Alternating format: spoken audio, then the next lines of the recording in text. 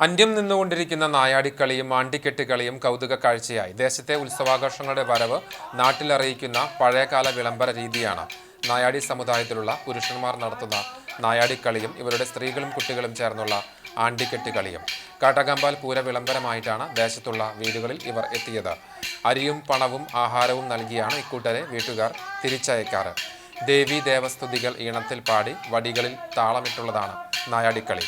ഇടയ്ക്ക രൂപത്തിലുള്ള വാദ്യോപകരണമാണ് ആണ്ടിക്കെട്ടുകളിൽ ഉപയോഗിക്കുന്നത്. മുതിർന്ന സ്ത്രീകൾ പാടുന്നതനുസരിച്ചുകൊണ്ട് കുട്ടികളാണ് ആണ്ടിവേഷം കെട്ടിയാടുന്നത്.